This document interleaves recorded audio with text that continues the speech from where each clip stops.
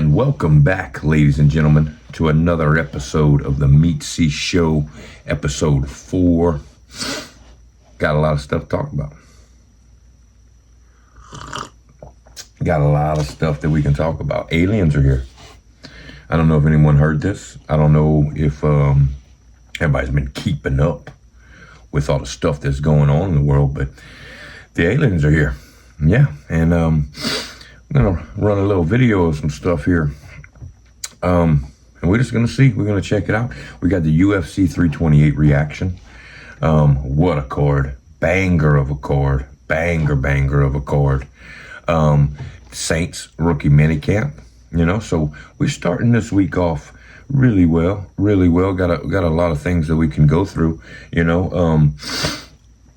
And why don't we just start off right here? We just start off right here with the card this past Saturday, which was, man, it was a banger, dude. It was a banger. It was worth every bit from the first fight to the last fight.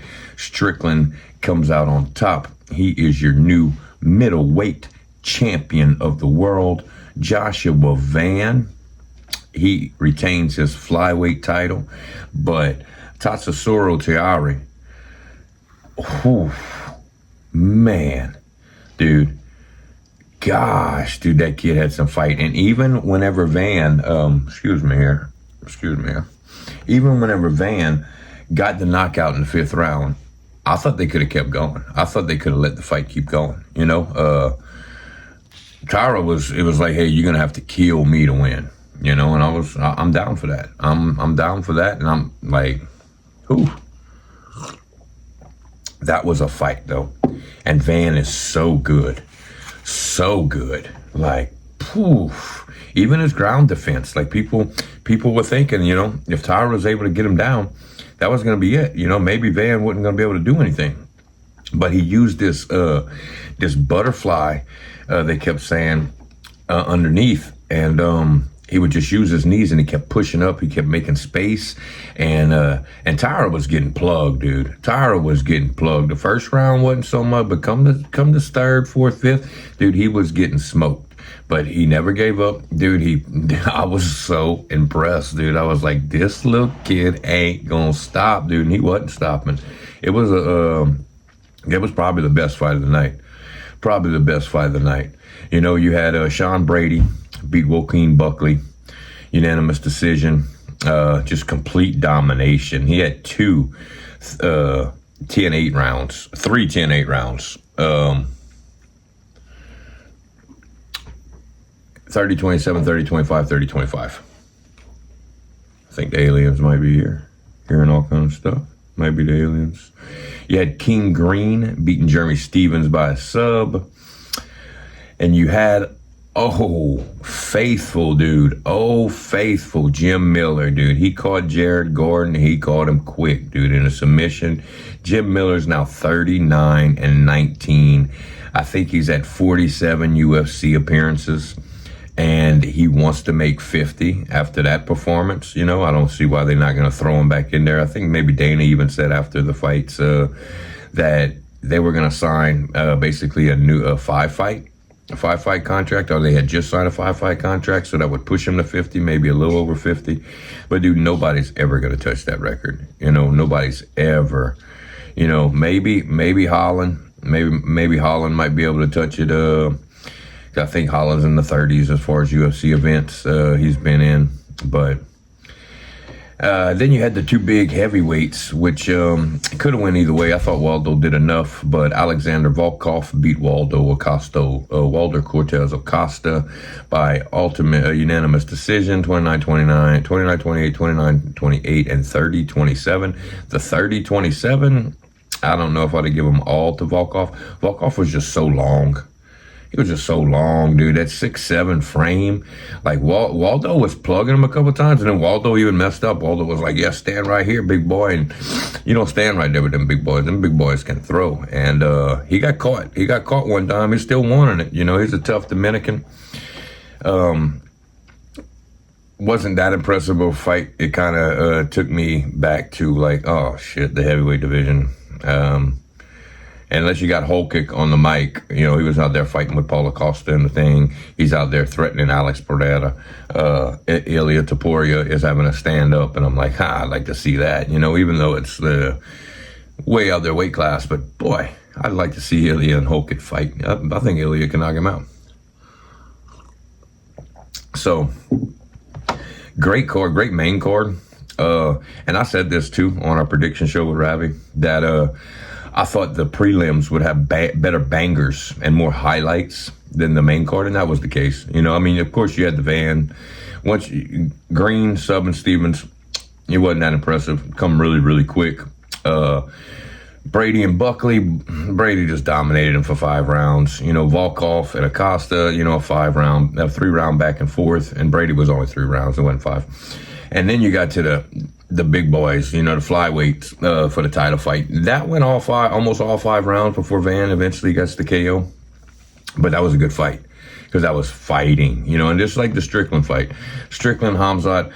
At first, you thought Hamzat was coming out and gonna ragdoll Strickland the whole entire time, especially after that round 1. It was just like, but Strickland had great defense, like he seemed to not get rattled. Hamzat still had 7 minutes and 16 seconds of control time, but where it flipped is Strickland had 3 minutes and 1 second of control time. And in that second round, whenever Hamzat went to shoot the second time, and he completely whiffs, Strickland pushes him down to the ground, and Hamzat just sits there and just tries to take guard and lay on his back. And it was like, oh, fuck. I didn't think that was going to happen. I didn't see that coming. But that's what happens when you got to cut like 46 pounds, 22 kilos, or whatever that is. It's 40-something pounds. And then the rumor was he was supposed to fight at 205. He's supposed to move up. He was weighing like 240-something, and that fell through, so now he had to come back down to 185. I'll tell you right now, he didn't make weight. And Dana can call everybody a stupid motherfucker all you want, and call everybody an idiot, thinking that we can't see the scale and he didn't make weight. Dude, I have one of the most scales. My grandpa had one of the most scales in the house. If I step on it right now and I'm heavier, it goes up and then down and then back up. Like, it's clear. Even when he got back on to take the picture, the scale did, it was going up, dude. He missed weight. It's fine. You're not going to do anything about it. Like, you're not going to, but you should have given Strickland his purse. You didn't have to put it out in the media. You didn't have to put it out for everybody. But behind closed doors, be like, hey, look, you didn't make it. We know you didn't make it. We got way too much invested in this fight. People want to see this fight. But behind closed doors, Strickland will get 30% of your purse, But everybody knows he didn't make weight, dude. And that's what even makes it more awesome, awesome that Strickland beat him. First off, he didn't make weight. Can't make me ever believe he made weight. And then Strickland comes out and not just dominates the fight, but almost kind of took Hamzat completely out of his game. This was a Strickland fight. And he said it, dude, I'm going to make him fight me for two rounds, and in the third, fourth, fifth, I'm taking him in deep waters, and he's going to drown. And I wouldn't say that Hamzat necessarily drowned, but Strickland landed 160 of 355 total strikes. He had 123 of 312 significant strikes, 118 out of 302 to the head. Dude, Strickland's volume is just unrelenting, When you look at the head strikes, Hamzat only had 52 out of 163, 35 out of 65, 11 out of 12. Strickland had no leg kicks. Strickland did not kick him in the leg. Hit him in the body 5 out of 10 times. Hamzat was 9 out of 13 on takedowns, and Strickland tried to take him down one time, 0-1.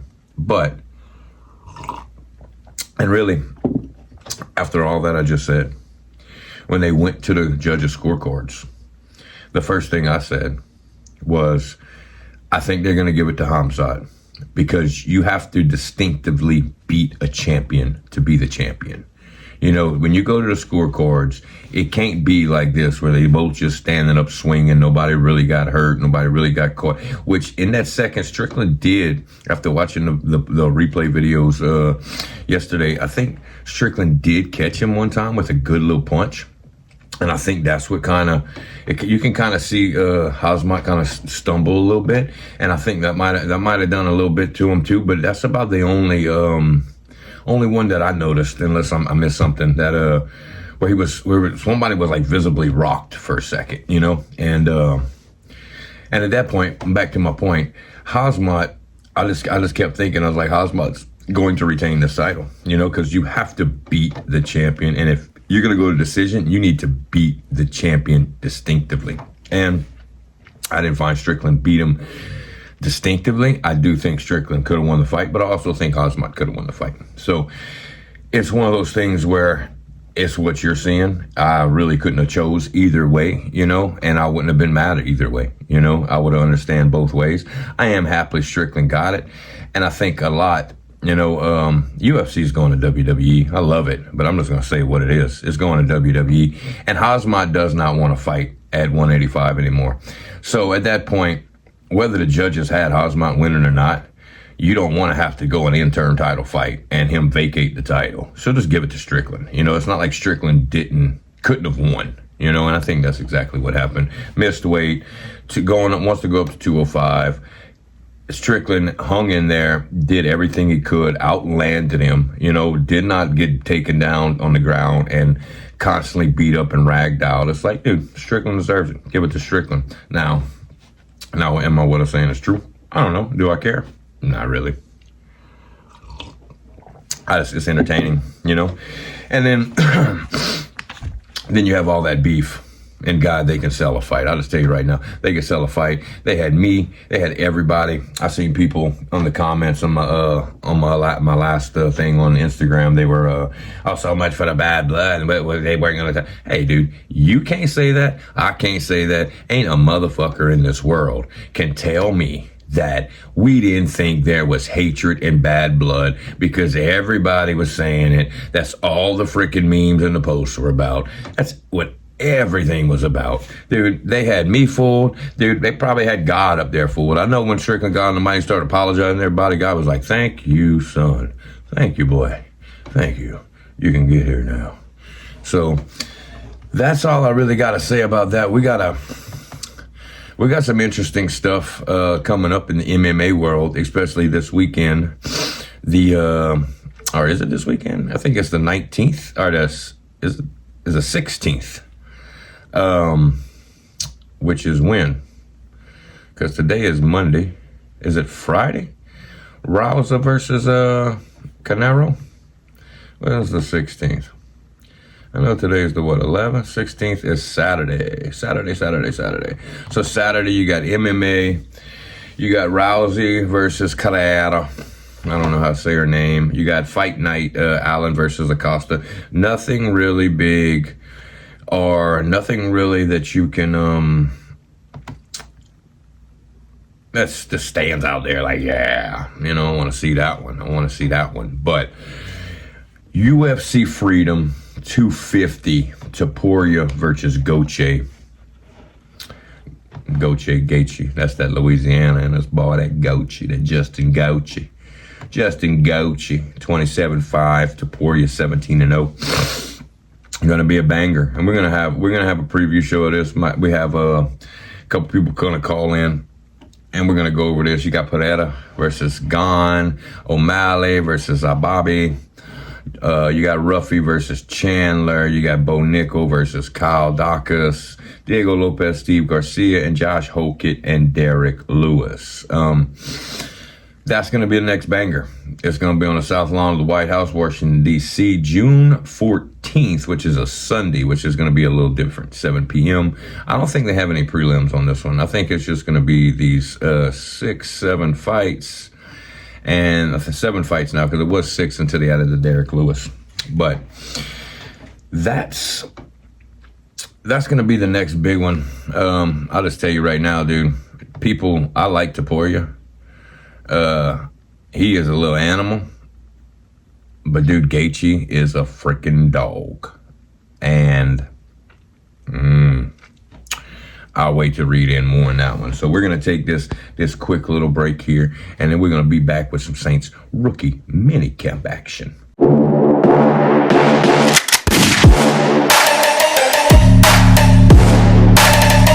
And welcome back, ladies and gentlemen, to another episode. Greetings. We are sorry to interrupt this broadcast. What the fuck? Huh. Okay. Thanks for interrupting. Um, who am I talking to? It can't be pronounced in your language. Uh-huh. Well, try me. Try me there, Mr. Alien. Go ahead and give it a gander. While I'm actually fit. Well, yeah, you're right. We're gonna call you Greg. All right, Greg. Thanks for interrupting. But never thought I'd get to talk to a live alien. But since we're here, and apparently we're here, so let's. All right, I got some questions, Greg. Greg, I got some questions. I've been seeing your orbs floating all over the sky. I watched all your videos, seen your little wheels turning up there. So just be honest, Greg. Did you get lost, or is Earth actually on purpose? We intended to pass by. Then somebody said, "What's that?" And now we're here. Makes sense. Makes sense. How mad are y'all that we still haven't figured out traffic? We traveled light years away, and your biggest obstacle is merging lanes. Fascinating. That's true. That's true. Light years away, and we still can't figure out how to merge lanes. You're very wise, Greg. Very wise. And I'm pretty sure everyone, I'm asking this for everyone, since y'all just seem to fly around a lot. Don't ever seem like y'all getting anything done, So do you guys have jobs, or is everyone just naturally better than us?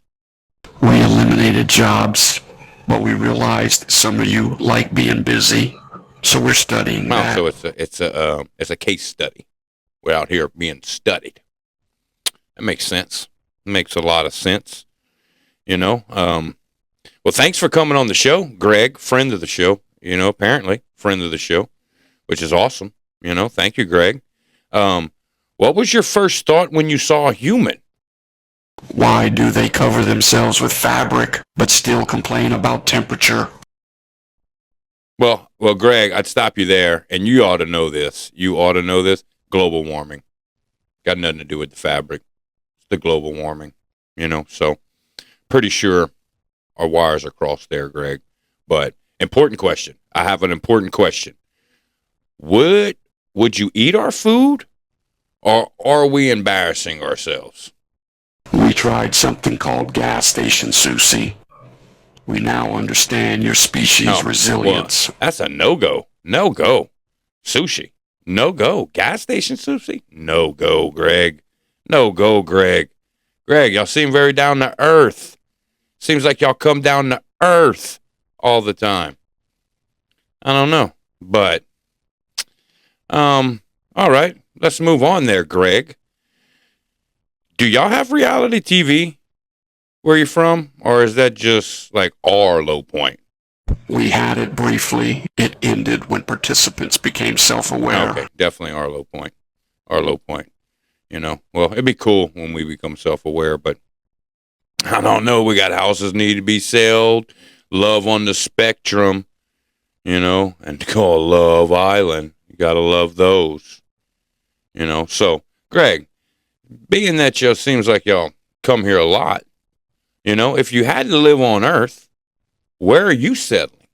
Somewhere with fewer mosquitoes. Your planet seems very aggressive. Yeah. Good call. Good call. Mosquitoes? No bueno. No bueno. So let's be honest here, Greg, and you can be honest with me. Are we the smartest species you've met? You are the most confident. That is not the same. Yeah, not the same thing.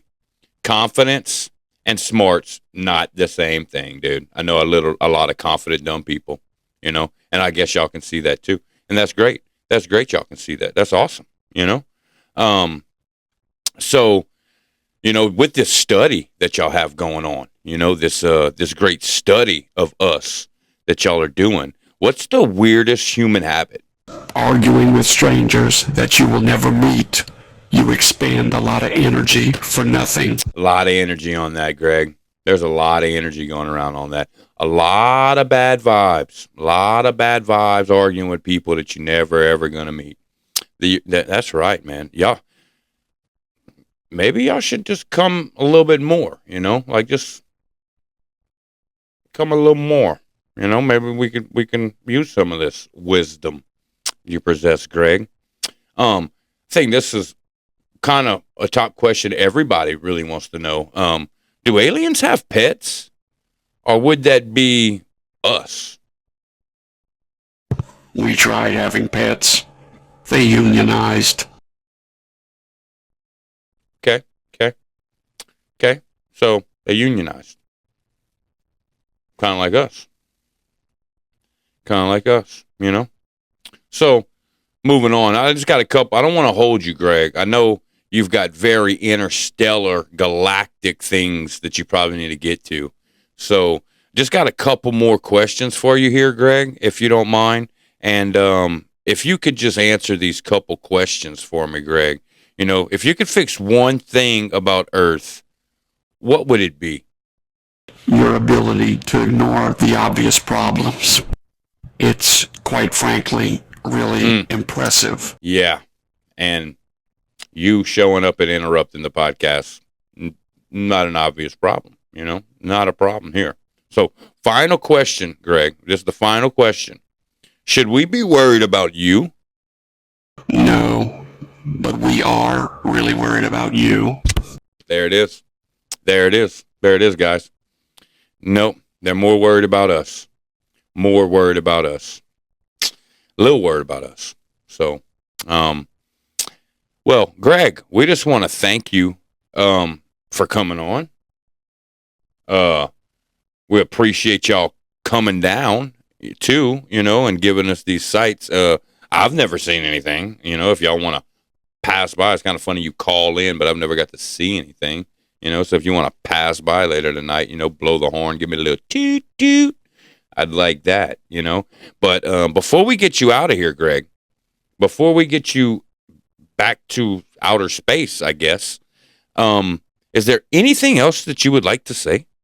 We love your planet, even though your species seems to be rather dumb. And Hodat say they're gonna beat And them yeah, saints. Greg. Hodat. Who dat, baby? Even the aliens know that. Even the aliens know that.